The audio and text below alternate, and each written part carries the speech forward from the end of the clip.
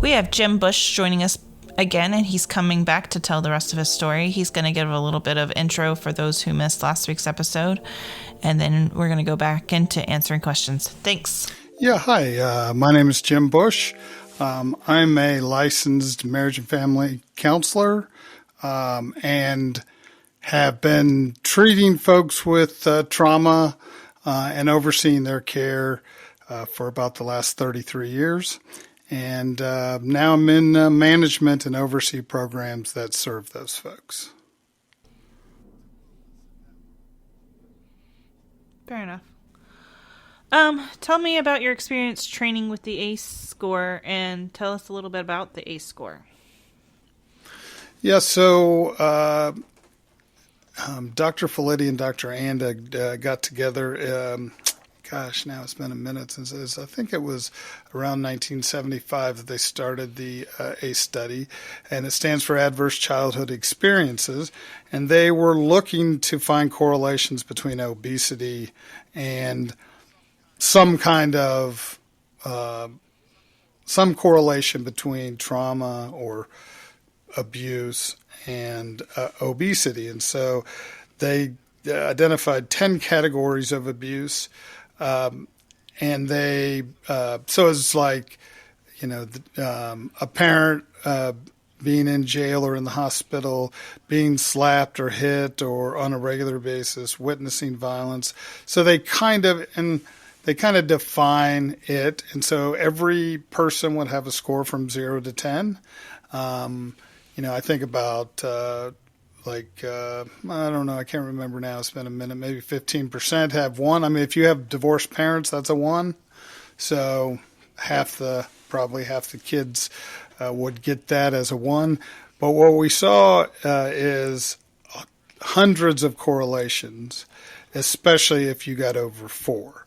And so it's not the frequency of events. So if you had one thing happen every day for 100 days, but it was the same thing, that would just count as 1.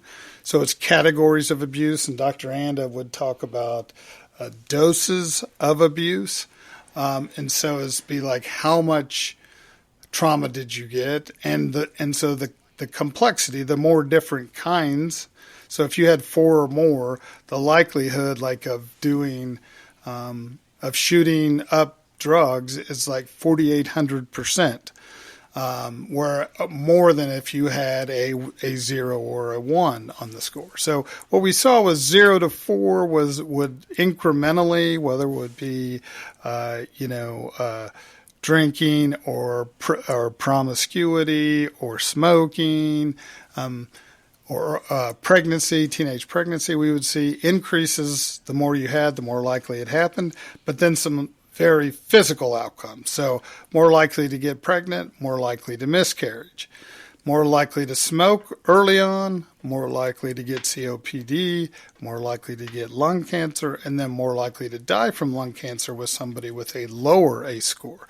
So we started to see the more categories of abuse that people had, the more they would have almost a compromised immune system, where we saw that people were dying 20 to 25 years earlier than the general population if you had a score of 4 or higher. And so really it's the thought is a couple things. One, the amygdala in the brain doesn't feel safe and is always hypervigilant and always hyper alert to something bad happening. And then all these, if you're smoking, doing substances, drinking, all these things the body's having to attend to on top of the hypervigilance. So we think it just ages people the more traumas that they've had. And now, the one clear thing, if you could have a high ACE score and have lots of resiliency and work through it and not have prevalence of things in your life, right? So just because you've had some bad things happen doesn't mean that you're directly going to have all these things. We just know there's a higher propensity for that. So it's really like a predisposition. So so there's lots of other things that also assess both, childhood and adult trauma, but it gives you an understanding of whether you're going to be predisposed to this. And one of the parts of the study said somebody even as old as 85 was still being affected by their ACE score those first 18 years. And so you're more likely to be on an antidepressant. You're more likely to try substances. You're more likely to try and kill yourself. So the higher the score, the more all those things happen. So it's just kind of a warning sign. One, it's like if you have been using substances and you find out that your ACE score is high, it's like that would be predictable. And the other side of that, on the prevention side with children, if they have a high ACE score and they're not doing those things, how do you actively work to prevent that from happening? So if they find an outlet to talk about their trauma, then maybe they won't use the substances that help numb the pain. So it's very useful, but it's also not a program or an answer. It's mainly a identifier. Guideline for the most part. Absolutely. And does trauma and abuse happen after 18? Of course, right? And sometimes it doesn't happen at all until then. And is that meaningful? Absolutely. One of the things somebody asked me was, one of the questions is that you witnessed your mother being abused by, somebody, and that was an ACE. And somebody said, well, I don't know what to count this, but a father was being abused by the mother. And so I talked to, Dr. Felitti, and I said, do we count that? And he said, well, you wouldn't count it for the study, but it would have the same consequential meaning. So, I think they just can't stray from the original definitions. But obviously, if they're both your caregivers, seeing one being injured by another is going to have probably the same effect. Maybe a little different if the mom is the primary caregiver, but you could have a stay-at-home dad being abused by the mom as the primary caregiver, so just some interesting parts of and that's a little bit more on the research side of that. But if you go to the CDC website and put in a study, you will find hundreds of correlational studies that show links between this trauma and lots of physical ailments. What has been your experience with multi-generational trauma and substance abuse? Yeah, I think that you see that extremely frequently, both. Right. And that's, I guess, my more mature goal than just helping people with trauma would say the more impactful way of looking at it is, can we stop this generational cycle? Right. And I worked with an individual about 20 years ago who had been sexually abused by dad from 2 to 17, came into my care at 17.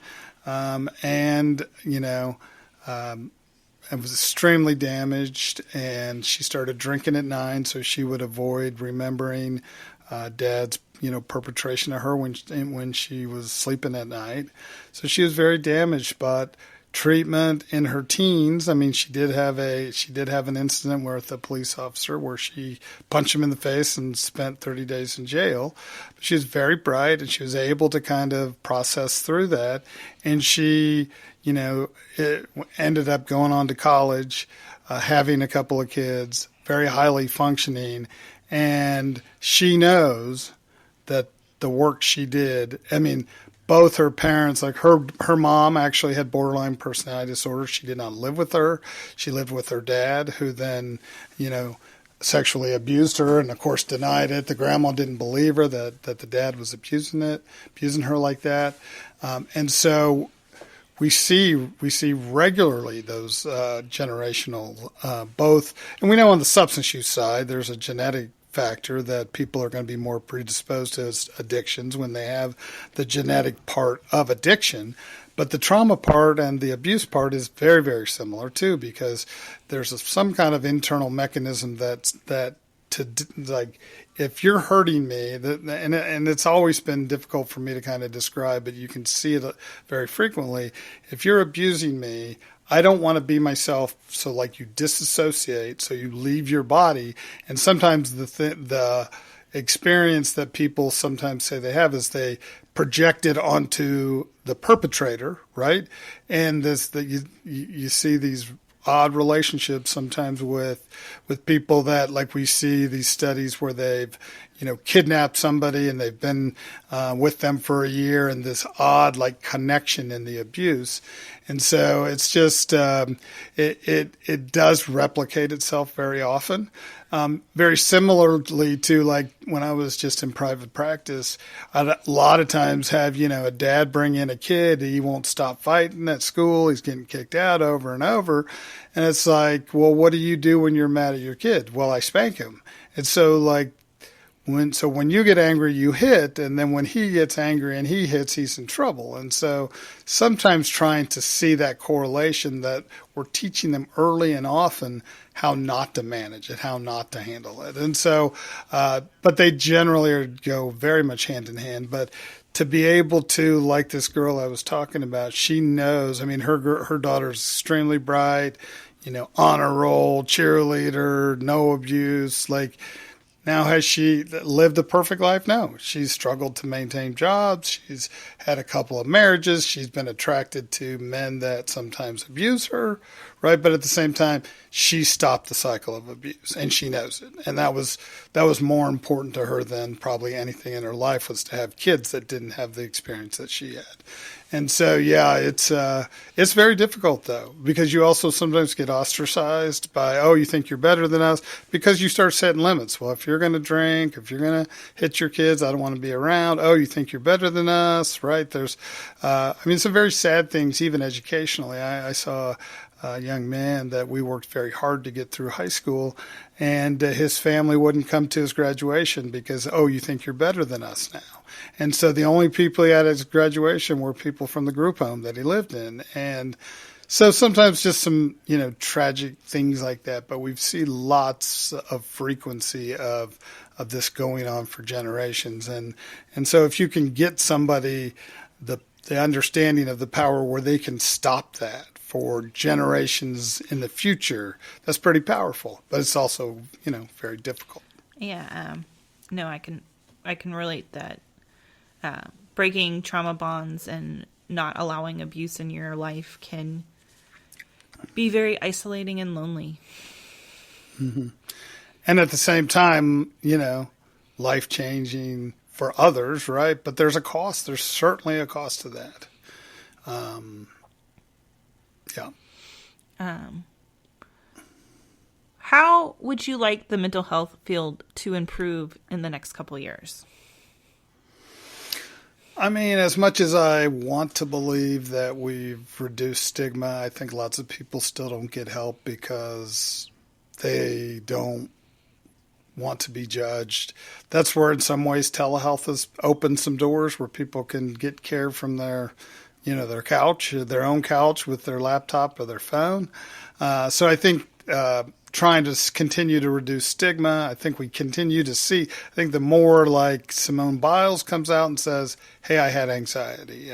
People that we look up to, the more they own it, the more they talk about it, the more, but we also get to, it's okay, well, I'm going to accept it for other people, but not my kid or not my spouse or not me, right? And so I think we got still a long way to go with that. And then I think we have to just continue to find better and better ways that make a functional difference for people, right? Like, to me, it's always about trying to help somebody manage their own lives. Like, for a long time in mental health, people thought it was fine to see your therapist for 10, 15 years. And I think the better model now is that we try and say, how do we help you, instead of giving you a fish, teach you how to fish, that we don't really have as clinicians, lots of special things. We just have processes and systems that can help you work. So where you can go on and like manage your life better. I mean, part of it is there's not enough providers. So like you want to get in, you want to be seen weekly, you maybe get in a month and then you can get in every 2 weeks at best. And it's really staggered. So like part of that, I'd like to see more people going through the field, which also comes back down to pay. Like, pay is not good in our field. The work is very hard. We are really struggling in our field to get people, in a residential setting. There's lots of, the trauma is so bad. We see lots of, violence, abuse, self abuse, like And then with the pandemic, people have not been around them to know this stuff's going on.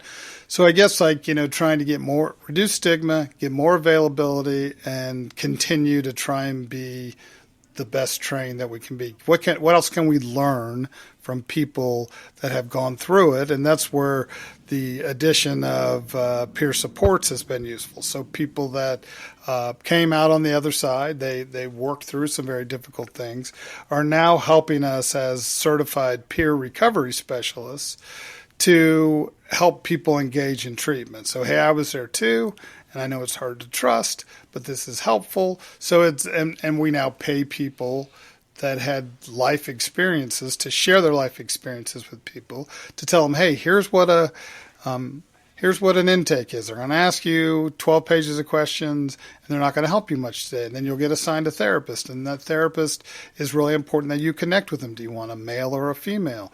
Is it meeting your needs? How would you know if it meets your needs? How will you know if you are less depressed? And so trying to define what you want out of it and take control over your own care. You're the one investing in it. As a clinician, it's not, we can point you that direction, but it's always best if we're just helping you meet your goals. And so therapy, especially in substance use, it used to be in your face, you're an addict, you're in denial. That didn't really help people too much. Now we say, hey, where do you want to go? And I'll help you try and keep you on track to get there. So it's less confrontational. It's more what we would call joining. So we're joining with our client, and they're going to say, hey, we're going to say, are we getting there or not? And it's only, you as a client, you as the patient should dictate whether it's working or not. And if it's not working, there's lots of things. So let's say relaxation and meditation, there's dozens of different ways to do that. If one doesn't work for you, we can try a different one. So I really like it when clients say, that's not working. And as a therapist, I want somebody to say, that's not working, or I don't like that style. And so what I do at the end of sessions is say, was there anything that didn't go well today? Would you have liked another style? Do you want a female? Especially when I work a lot with people that have trauma, trying to be very clear about that we have plenty of work. We have plenty of people to see. We know we'll get better outcomes if you're getting your needs met, if you're getting what you want out of therapy. If something doesn't work, when you talked about your own little personal story, that wasn't very helpful. Okay, I'll make a note. I thought it might be helpful to see it, but, good therapists will really positively respond to critical feedback, and then you're more likely to get what you want. What we generally see is, ooh, that didn't really work, and then they don't come back, and then we spend weeks calling them to schedule when they don't want to come back, and then they feel crappy that they're saying they don't want to come back, and then everybody feels crappy, right? So that's the other thing is, how will we know when we're done? Generally, people go to 4 or 5 sessions, and then they're done. Well, after that, then we chase them for 3 more, and then we both feel like failures again. So letting people say, I'm done, is very important to me. Okay, I got what I needed. I'm done. I don't feel the need. Or, no, I need to keep going. Or I'll come back. We see it as people have episodes of care. So it gets bad for a while. When they adjust to that, they don't need it as much. And then maybe 3 months later, they need a little recharge. But there's no, way it has to be. You don't have to be seen every week. You don't have to fix it all. All I want to fix is this. If this was better, I could function, right? And so really encouraging people to give that feedback. And we know that the outcomes are better if the clinician just asks those questions did you get what you needed? What can I do better? We know just asking those questions, people will have better outcomes. So, it's important to guide your own care. Yeah, I think the whole, if you say something's not working, I think some people are afraid to hurt their therapist's feelings. Exactly. And I'm guilty of that as well. But just hearing you say that makes me feel validated. Well, and what I learned one time was if you don't get critical feedback, you're not making it safe enough to give critical feedback. And also, there is that protection. Clients do kind of look up to you, but if we're not doing the best, if we're not making the most difference, we're not fulfilling our goals either, right? And so, and you don't have to say, you're an ass that sucked, right? Or whatever, but you can say like that, that didn't really work for me. And be like, oh, okay. And, like I said, there's so many different ways to go about it. We're sometimes guessing, okay, there's probably 10 or 12 relaxation models that I would go through. And I'm like, this seems to fit. But if someone says, no, I don't really like that, I'm not going to do it again. Let's try something else until we find the right one. But I do think, I'm sure I've done it too, like not said something when it was like, that wasn't very useful. But it is what a good therapist is going to do. And what we're in this field to do is make a difference. And if we're not making a difference, it's not helping anybody. So I would just encourage people to own their own care. And if it's not working, don't keep doing it. Okay. With that person, keep doing it, but try and find you have the right to find somebody that's a better match. And sometimes it's personality, sometimes it's strategy.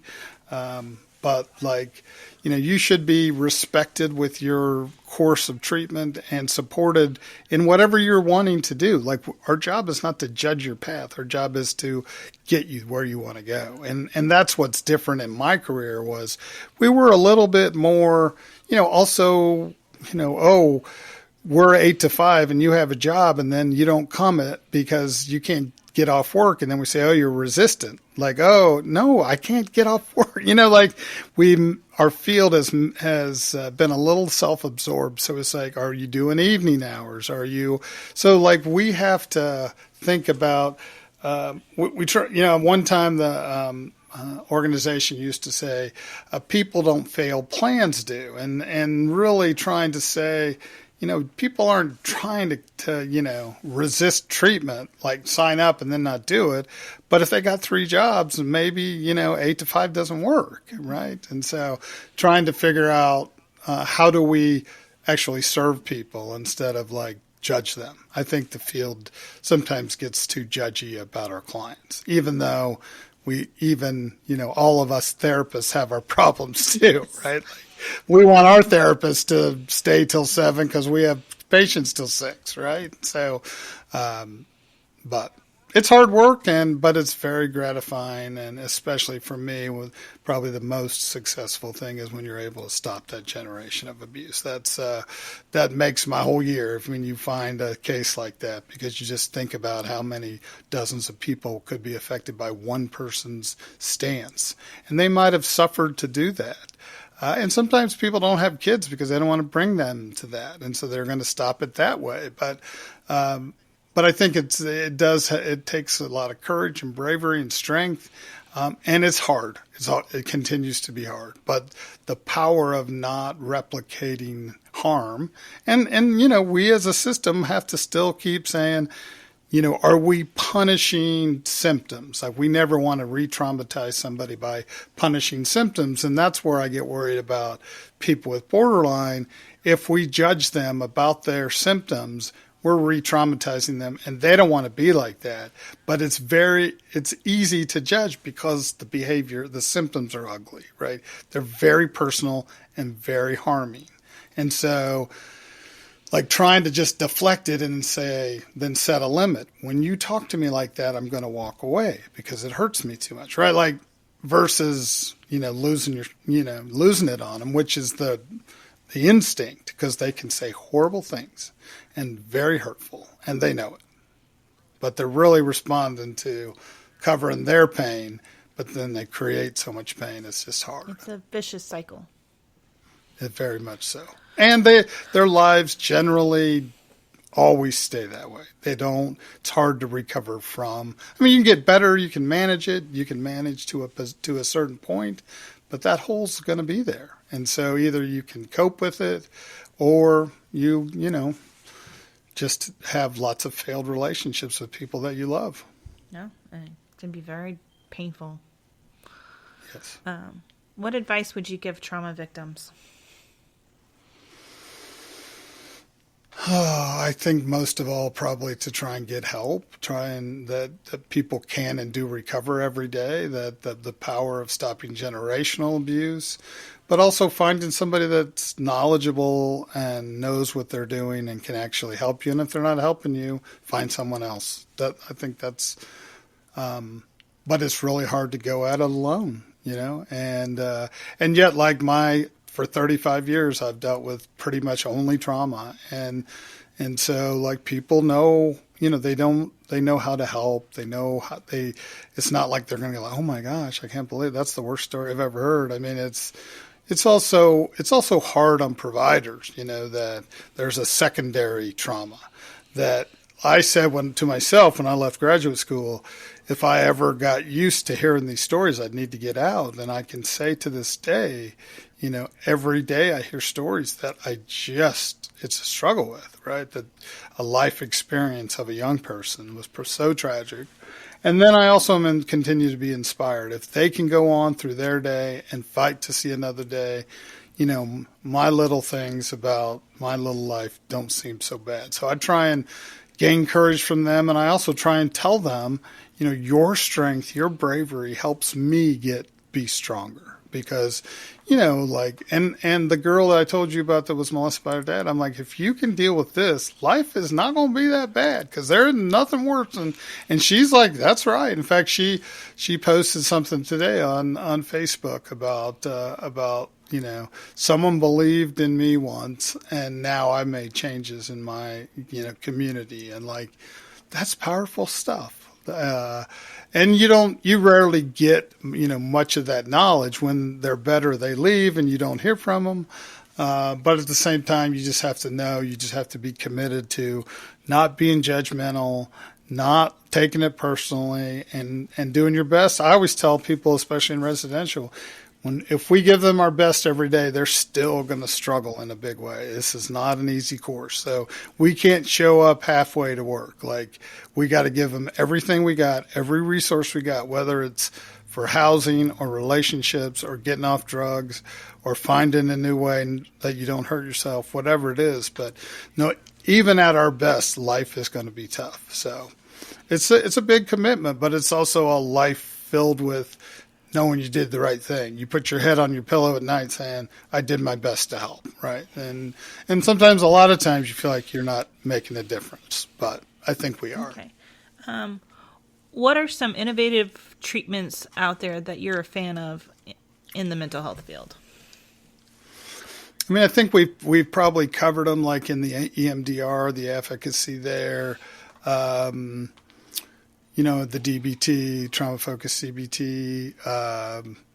The better outcomes now is a model that talks about those questions, that gauges those things, that helps you see if you're on the trajectory of getting better like you should or that you've stalled. It also helps predict whether people are probably going to drop out of therapy, because if you don't get enough back, you're going to drop out. So that's a model that works.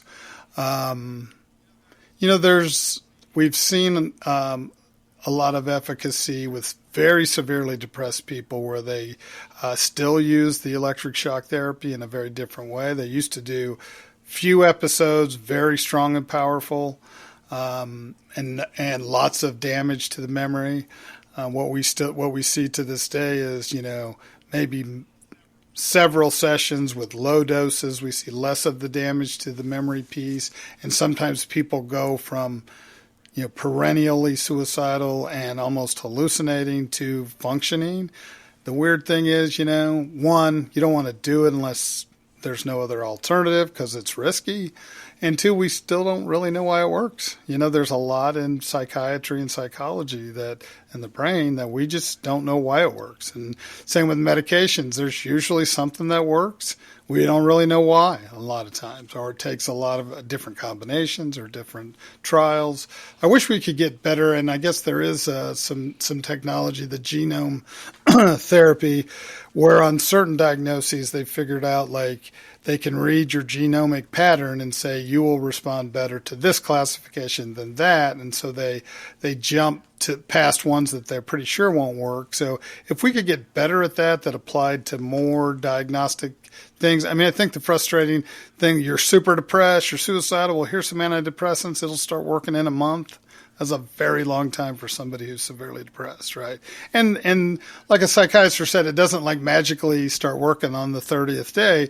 It's, 1% a day or 2% a day. But that's just too slow. Like, how do we help people feel better quicker? And so getting the right medications is part of it, getting the right therapy, getting the right therapist, and being able to tell doctors and therapists when it's not working so we can try something different. But having people wait in pain, I think is we can do better. What do you do for self-care?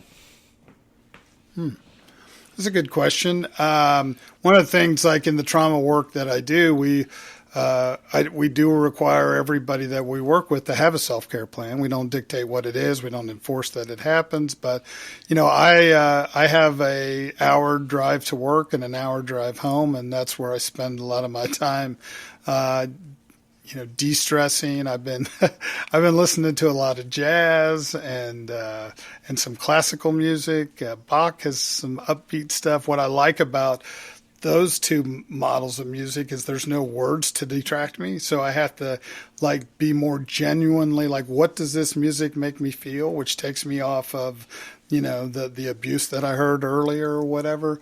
I like to play golf. I love sports. We've got 3 big dogs that keep us very busy, working on the house. I got a couple kayaks that I like to use. So, the more physical, the better, because it's very much mind stress. Like I could come home so tired and have sat at a desk doing nothing, quote, nothing all day, right? But it is very important because otherwise, we won't survive. And I learned in the first 6 months in the field in the group home in California, it's you either leave it at work or you won't survive. Your first instinct, I want to take this kid home. They're so sweet. And you didn't see the rage. And you also are a 22-year-old that can't do anything about it, right? And so you really have to compartmentalize work. But you also have to, find ways to know that you're doing everything you can to help the people that you serve. You're not judging them. You're supporting them. And you're finding the best ways you can, and you're trying to encourage that with the people that you work with. One last question, it's off the books. How has this all impacted your faith? My faith has been a really strong part of where I started with all this, and it really is something that still drives what I do. I've always wanted to do mission work. My parents, my dad and my mom went to Haiti 11 years in a row and did medical mission work where they pulled teeth. And, my dad was a doctor. My mom was a physical therapist. So they went with about 10 or 12 people. But it's I don't have the time to take a week off or do that. But so I try and do my mission is every day. I pray on the way to work. I pray on the way home to try and be the most effective with the people that I'm working with, and to be, quite frankly, what I've been doing every day in the last couple of weeks is just being grateful, finding, multiple things to be grateful for in the midst of all these bad things happen to so many people, both in the, in the world, the pandemic, there's so much negative.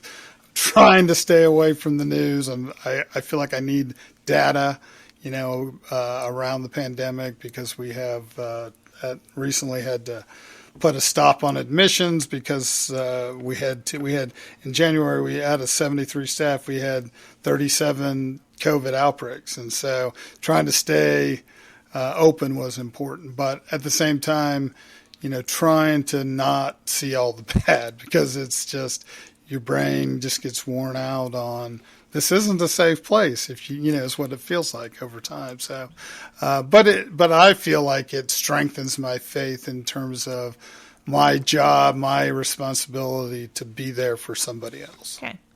Well, that's it. Thank you for being on my show, and thanks for being patient with all the technology issues we've had.